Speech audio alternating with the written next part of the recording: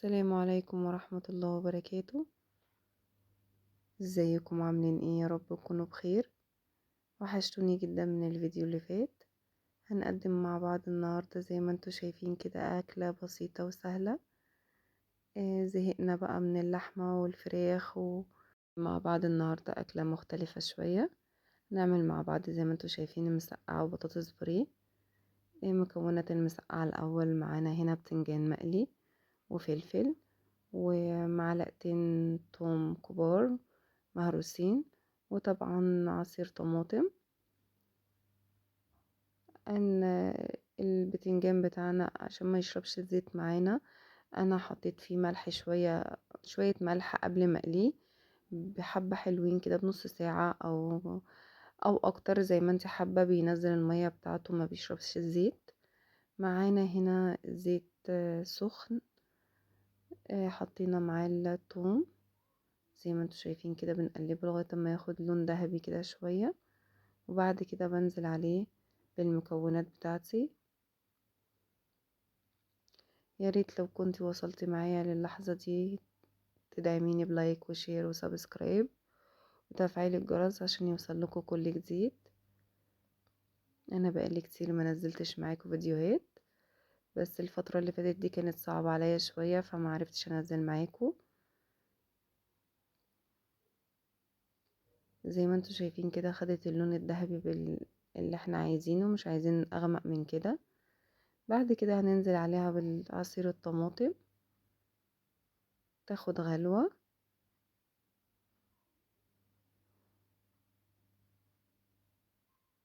نسيبها تاخد غلوة، وبعد كده هننزل عليها بالتوابل بتاعتنا. معانا هنا كمون وفلفل وكزبرة. انا بحب احط عليها التوابل دي، انت لو حابة فلفل اسمر بس زي ما انت عايزة، بس انا بحس ان هي بتديها طعم احلى. واحيانا كتير بحط لها مرقة دجاج او مرقة لحمة، بتديها طعم جميل برضو. اسيبها تغلي غلوة، وبعد كده هنزل عليها بالبتنجان والفلفل بتاعي المقليين.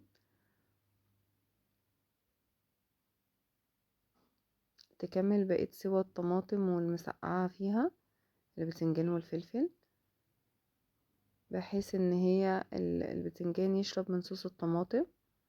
انا عندي هنا ما بيحبوش البطاطس جوه المسقعة، بتبقى بتنجان وفلفل بس. زي ما انتوا شايفين كده بعد ما غليت شوية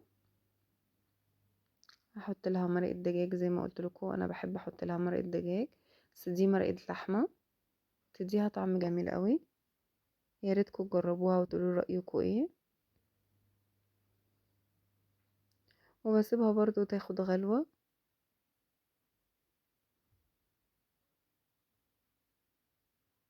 زي ما انتوا شايفين كده.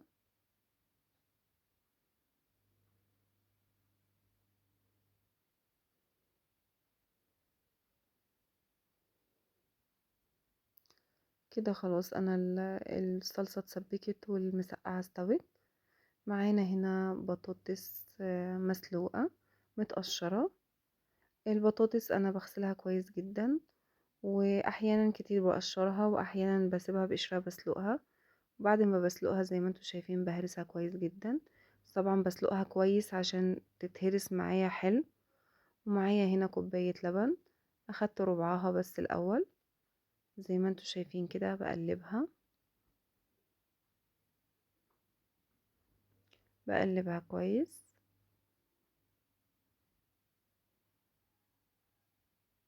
لغاية ما تشرب اللبن بتاعي. وبعد كده بحط لها معلقة سمنة بلدي كبيرة زي ما انتوا شايفين كده. طبعا لا غنى عن المعلقة السمنة، لان بتدي للبطاطس طعم جميل جدا.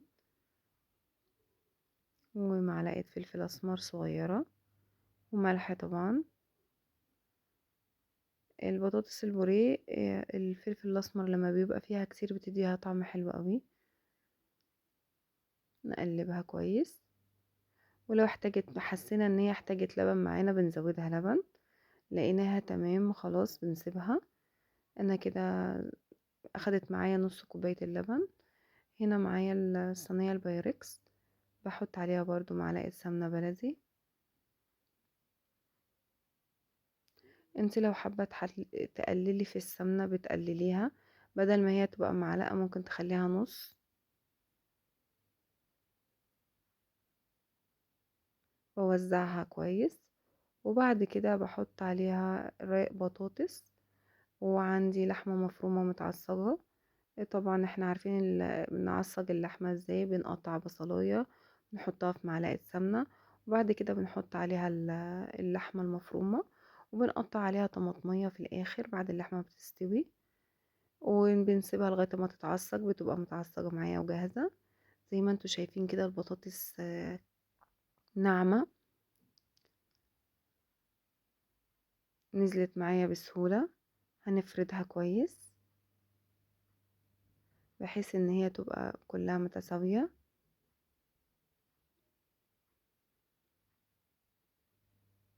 وبعد كده هنجيب اللحمة المفرومة،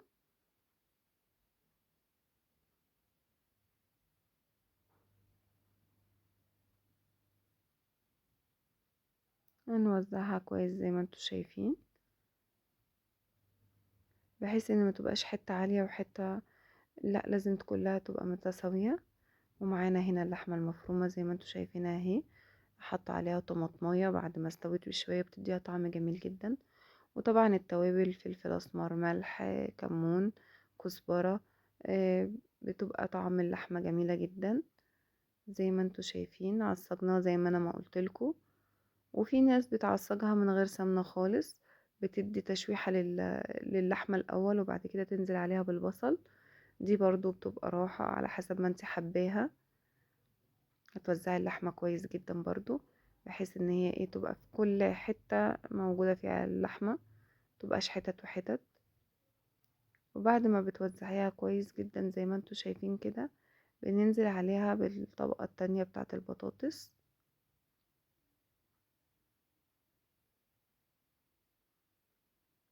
يا ريت بقى ما تنسونوش في اللايك والشير وسبسكرايب وتفعيل الجرس عشان يوصل لكم كل جديد.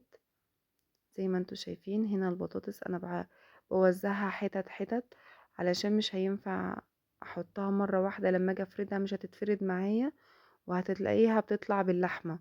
لكن لو انا ما لما انا اوزعها بالشكل اللي انتوا شايفينه ده بتسهل عليا اكتر.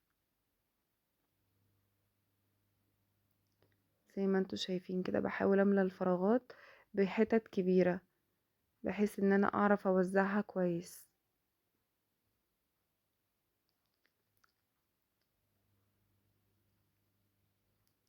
هنوزعها مع بعض.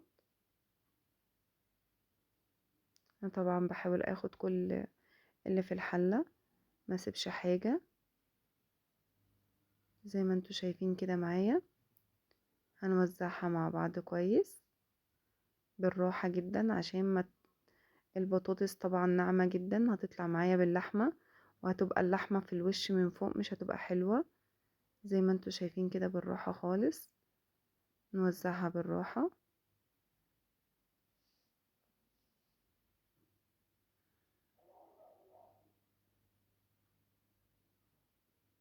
يا رب تجربوا الطريقة دي وتعجبكم وتقولوا لي رأيكم ايه.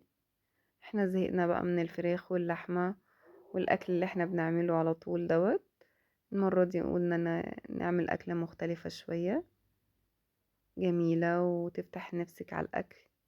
استنى رأيكم في التعليقات وتقولي لي رأيكم ايه بعد ما تجربوها.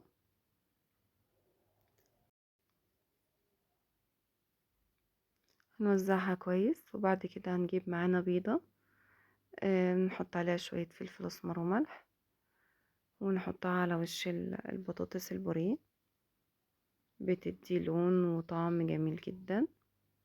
كده خلصنا فردناها كويس. بعد كده هنجيب معانا البيضة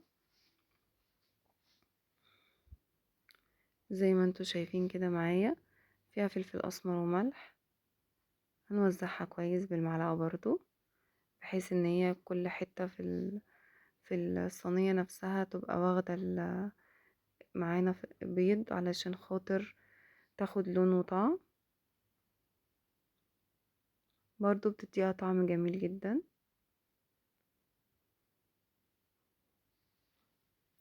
بعد كده هنحطها في الفرن لمدة نص ساعة كده. ولو ما خدتش معايا وش بنحمرها بالشواية. انا ساعات بسيبها اكتر شوية عشان تستوي من تحت اكتر، ده على حسب رغبتك انتي. هنا معايا المسقعة اهي بعد ما استوت. هحطها برضو في صينية البايركس بتاعتي، وبعد كده هحطها في الفرن مع البطاطس، وافتح عليهم الشواية زي ما قلتلكوا ياخدوا وش، تبقى طعمها تحفة، بتزود حلاوتها اكتر. يعني لما بتكمل سواها في الفرن بتزود حلاوتها اكتر. بياخدوا معايا نص ساعة في الفرن. طبعا الفرن بيبقى سخن الاول. انا حطيتها في الفرن، وعلى ما نعملها في الفرن، على ما يستوي في الفرن، معانا هنا طماطم متقطعة شرايح زي ما انتوا شايفين، ومعايا هنا الخلطة بتاعتي توم وفلفل مطحون وفلفل شطة زي ما انت عايزة، فلفل رومي زي ما انت عايزة. وهنا معانا الطماطم زي ما انتوا شايفين كده، بقطعها شرايح كده مش للاخر علشان تبقى ماسكة نفسها. مع التوم بقى بنحط ليمون وخل وكزبرة وملح وكمون. بنزوده بقى، بنزود التوابل شوية عشان تدينا طعم اكتر زي ما انتوا شايفين كده معايا. بحط عليها بوزع عليها التوم بالفلفل، بس التوم بزوده شوية عشان تديني طعم اقوى. بوزعه عليها، وبعدين في الاخر برضو بحط عليها نقطتين خل كده من فوق، بتديها طعم جميل جدا. وبسيبها شوية بحيث ان الطماطم تتخلل معايا، بتبقى طعمها جميلة. يا ريتكم تجربوها معايا وتقولوا له رأيكم ايه. زي ما انتوا شايفين كده بضغط عليها بحيث ان هي تتوزع في الطماطمية كلها. هكمل الباقي زي ما انتوا شايفين كده. هحط على الطبق ده شوية خل. انا هنا في الاول ما حطيتش خل، حطيت الخل كله في الاخر. حطيت ليمون بس في الاول. طبعا هاخد بقية التوم والتوابل اللي في الطبق، هقلبها في الخل كويس وانزلها على الطماطم. ويا ريت تعملي الطماطم قبلها بشوية، قبل لما يجهز الاكل بشوية، عشان تاخد الطعم، التخليلة بتبقى طعمها جميلة جدا، عكس ما انك تعمليها في ساعتها.